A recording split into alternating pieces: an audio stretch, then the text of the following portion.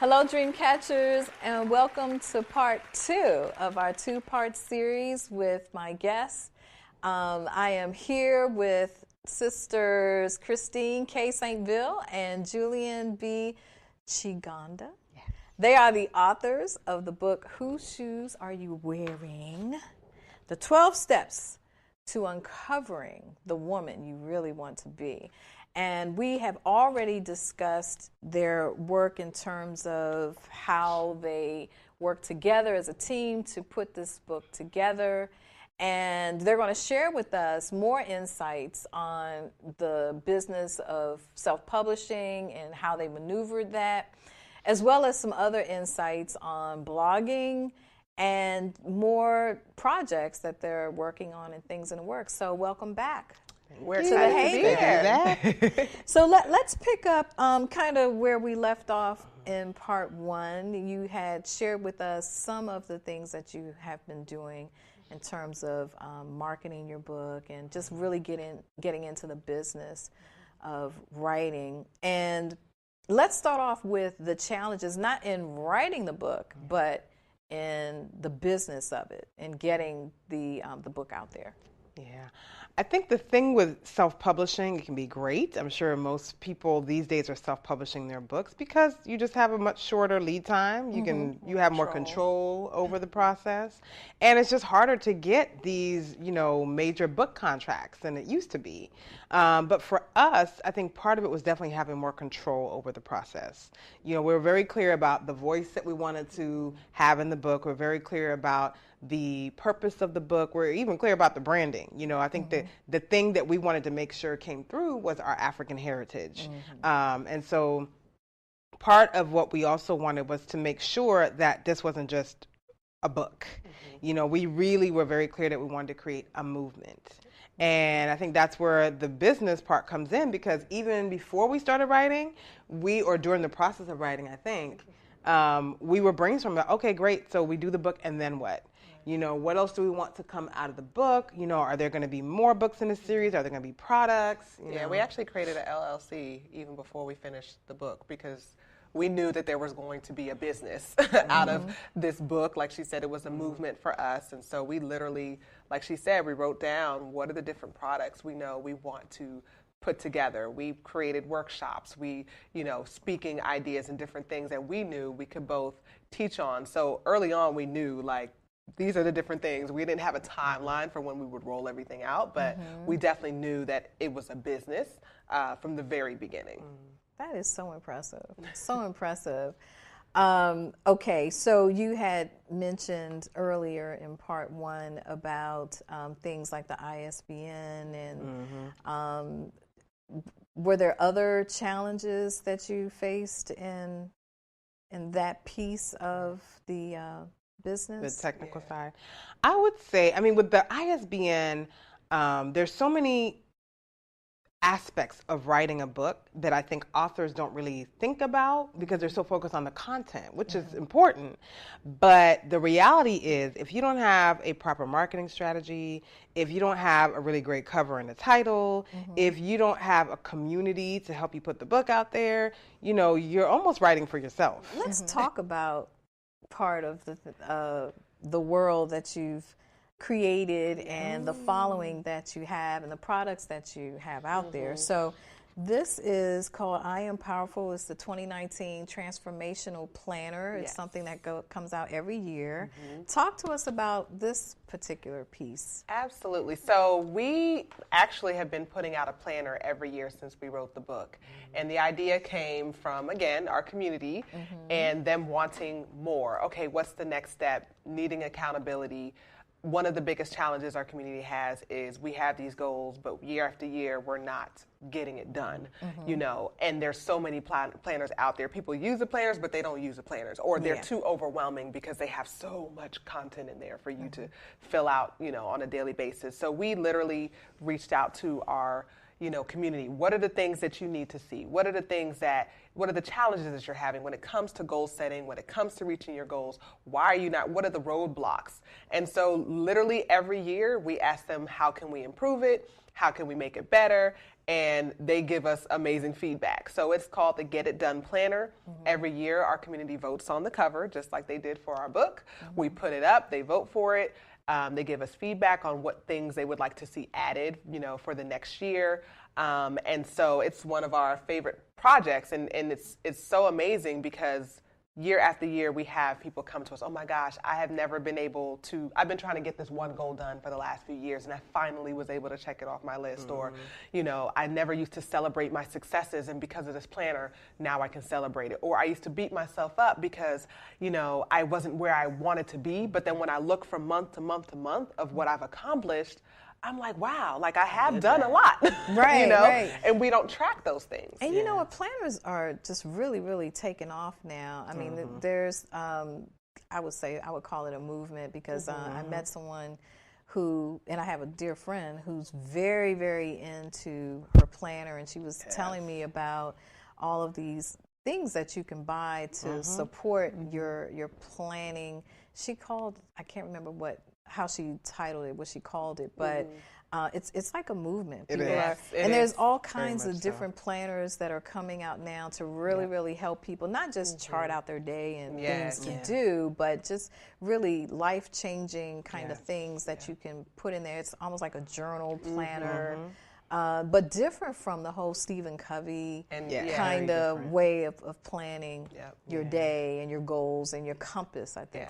And I'm glad you said that because that's one of the things that makes it different is we are very clear that it's not a daily planner. Like if you're looking for a daily planner, this is not it. Planner for you. Not it. Like we want you to get these 3 to 5 goals done by the end of the year. We're going to help you get there every month. Like this is what you're going to focus on in this planner. So we were very intentional about the layout of the planner. We wanted to continue the story. So if you want to talk about that. Yeah, and I think the thing that makes our planner so different, we've actually sold out for the last 3 years because we have a very loyal client base, and then they're telling their friends and so on and so forth. But part of what makes the planner so special is that we wanted to continue that theme of whose shoes are you wearing. So every year we have 12 women who are selected to be featured in a different month. So January, February, March, every single month has a different woman. And those stories are really meant to inspire you and help you realize, okay, you may have had this obstacle, but this is how this one woman got through that. This is how, these are some things that you can apply. So every woman provides some success tips, productivity tips, and then just some inspiring quotes to keep them motivated when they're, stumbling on their own journey. How do they get back on track? And I think my sister mentioned also the key, one of the keys with our planner too is celebrating your successes.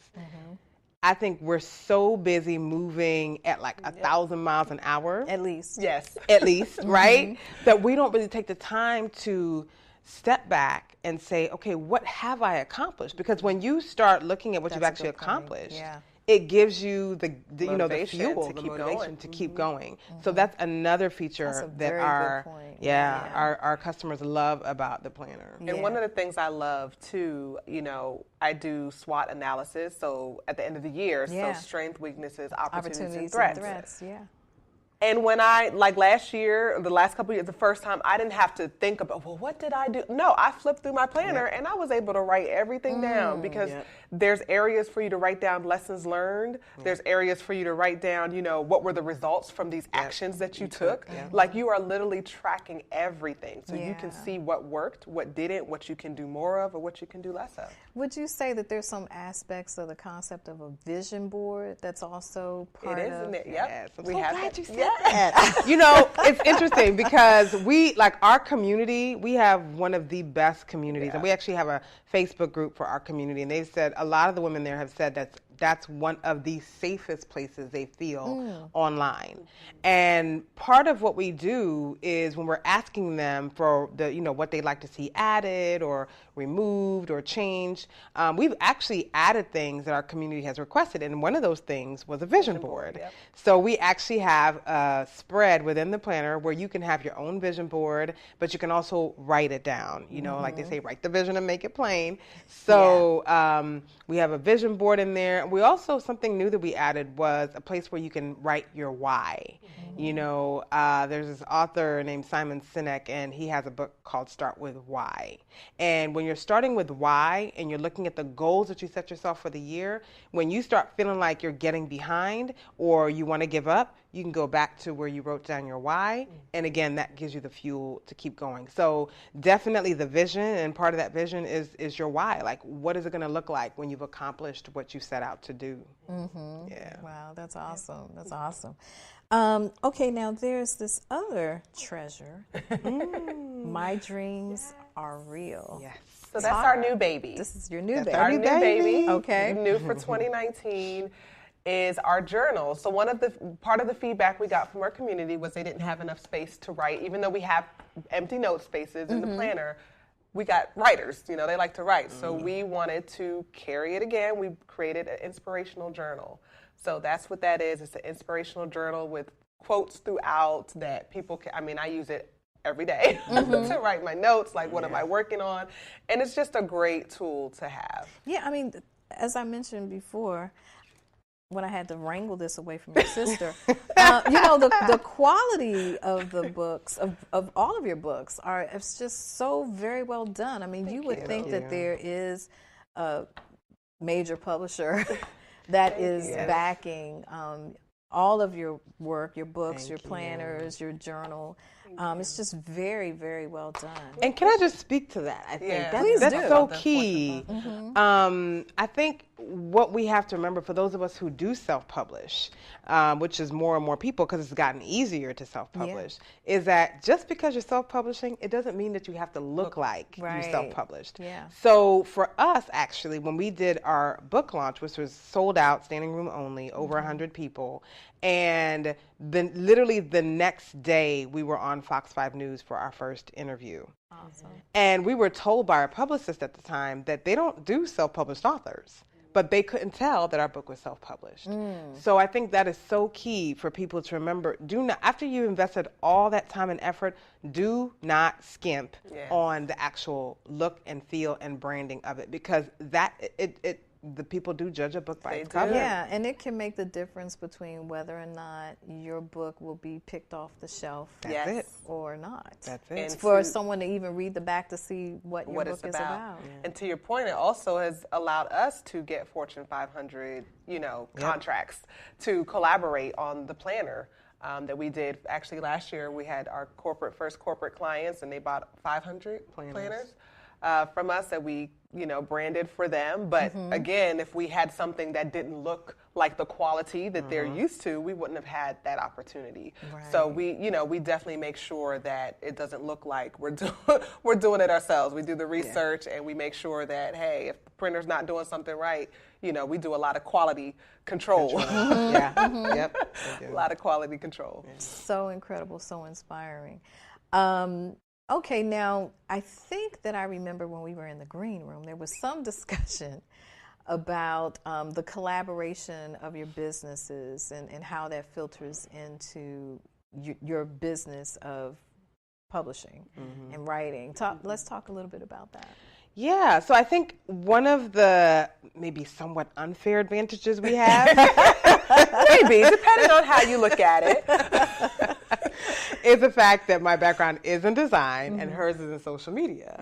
So being able to leverage those things, because that's what I do in my full-time business, is I do design and branding for, businesses, organizations. Being able to really leverage that skill set and understanding what it means to be able to tell your story, both in words and images, it makes all the difference. And then also just having that strategic, I think we both have that strategic perspective in terms of, okay, well, if we're going to put out this product, who is the target audience? What is, so for instance, when we first did the planner, we had to look at what are the 3 things that these women in our community struggle with the most. So one of them was time management. Another one was productivity, and the other one was being overwhelmed. And you know that because? Because we did a survey. Okay. We actually did the research. Okay. You know, call that market research, right? And that's key. You know, whenever you're putting something out, you want to be clear that there's a market for that product, and then that you're speaking to those pain points. So for us, we really looked at the strategy behind it, and we looked at the opportunity. Like, is this just going to be a one-time thing, or is it something that we can grow? So with our planner, I think the first year we did it, we sold maybe 25, 30 planners. And now we're up to this year, I think we did about 500 or 600.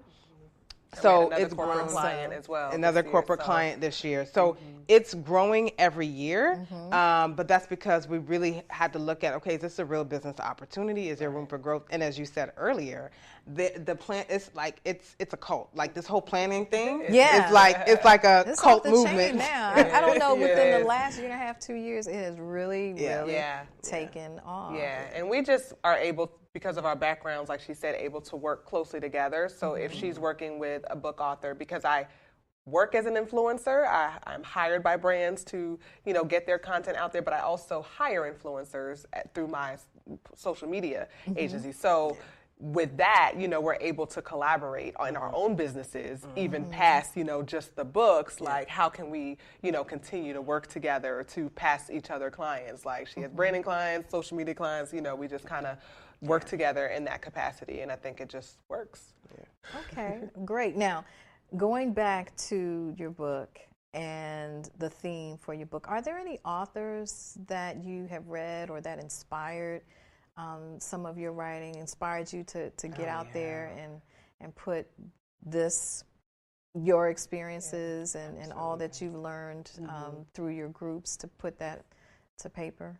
Yeah, I think one of my major, I guess, influences when I was reading a lot in just transformation space was Lisa Nichols. Yeah. Okay. I've heard her speak in person many times. I have read probably all of her books now.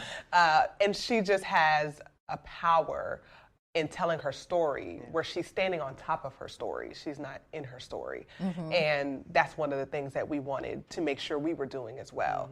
And I think she just has such a powerful way of telling her stories and transforming lives. So when I think about the transformational space and all of that, like, she was definitely someone that I was like, oh, she's amazing. And, you know, if we were able to get to some level, like, it would be that level. Okay. Yeah, and I would say I would agree with her. And in addition, I would absolutely have to say Ian Levant. I knew you were going to say yes. Oh my goodness. Yes.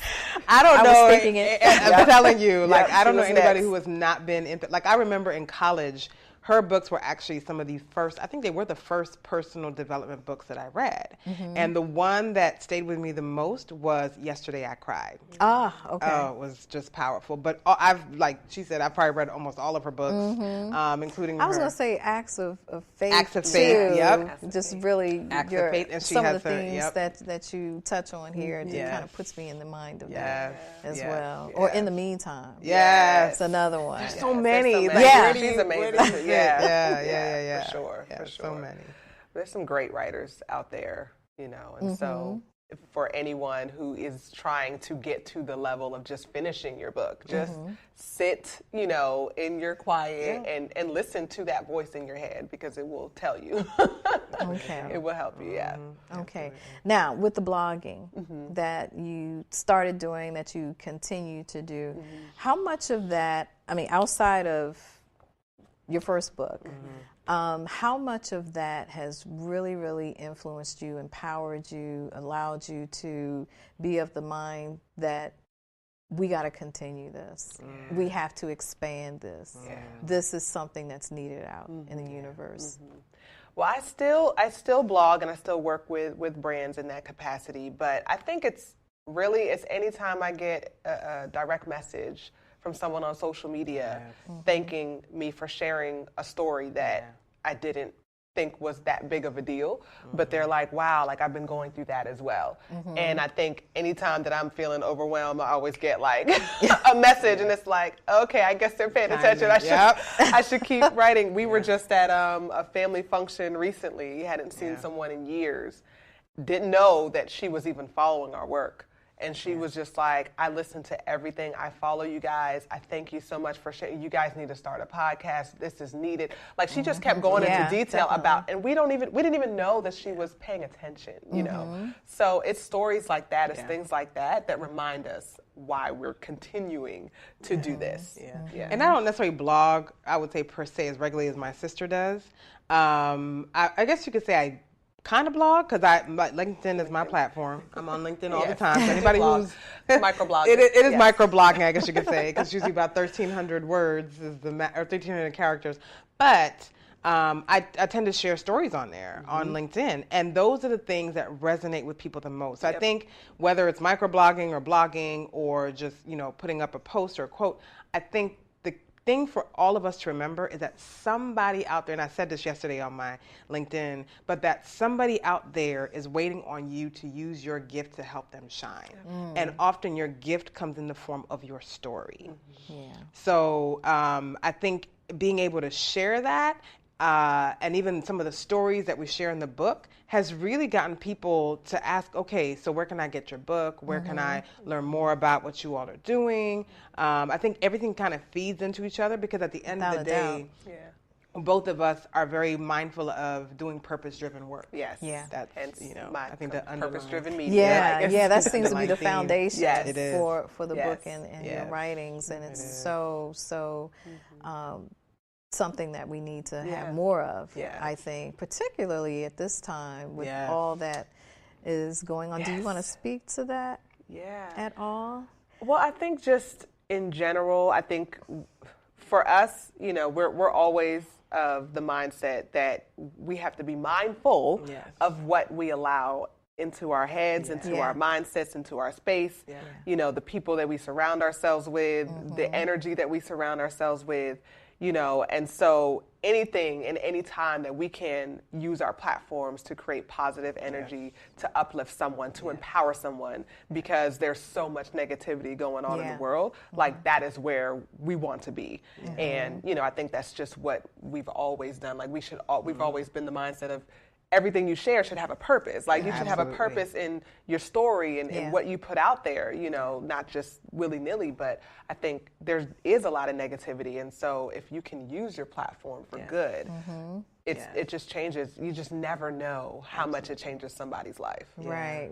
And you, I think, answered the next question I was going to ask is, what advice would you give to someone that is thinking of writing an inspirational, transformational piece of work, of literature? Yes, I think that is such a great question.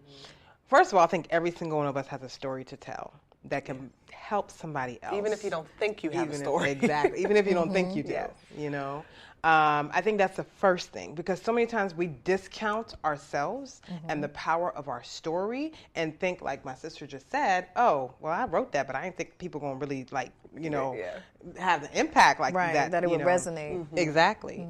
So I think that's the first thing, is to realize that. I think the second thing, if you do decide to tell your story, then be ready to tell your truth. Because your hiding behind words and facades is not going to bless anyone. I think there's actually two authors that I worked with, because after we wrote our book, we had other people coming to us and asking, how do we, do a book? So there's two authors who I worked with over the past maybe 4 years, and their first manuscripts to me, I could tell. I said, you're hiding behind your words. Why are you bothering to publish this if you're not going to tell your truth? Wow. So they actually had to go back and were able to identify that right away. She's very good at that. And the funny thing is, we have to do that even in the planner. The stories that we get submitted for the planner, they always have to go back for 2, 3 edits, maybe more, because we have to pull out, we don't want anything surface stories. We want people to tell their obstacles, their challenges for real and help somebody. So for sure. She's very good at that. But I think that's the thing, is like, be willing to tell your truth, or just don't tell it at all, because I think you're wasting resources.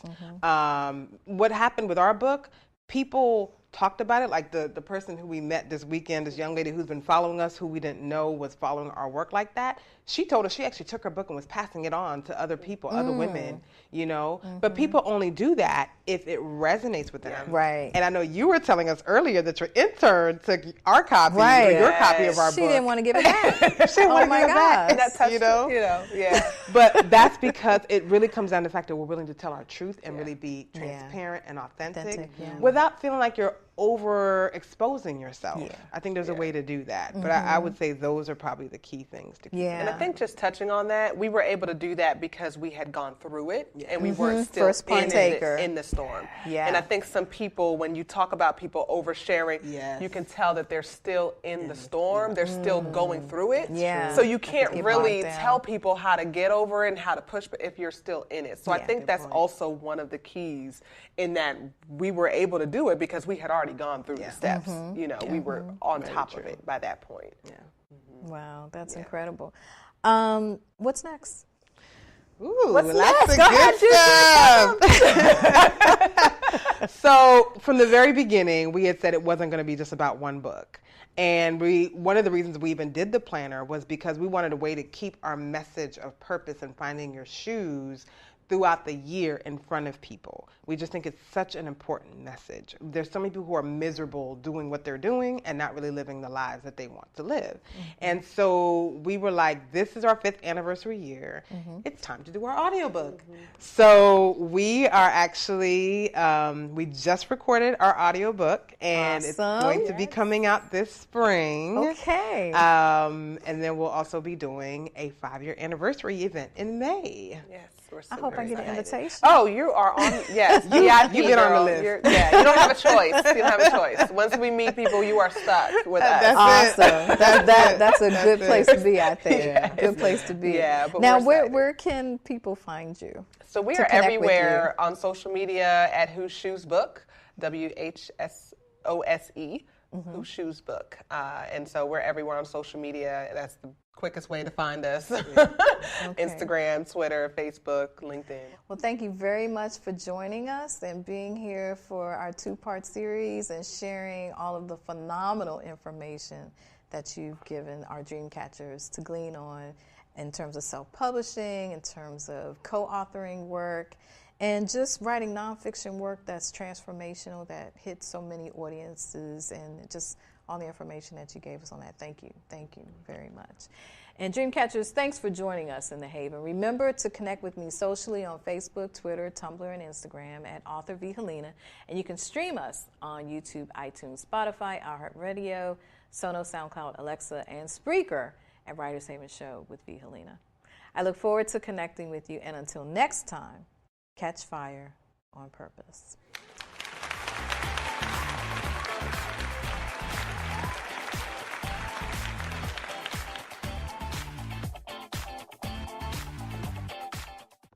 Dreamcatchers, welcome to another exciting season of the Writers Haven Show.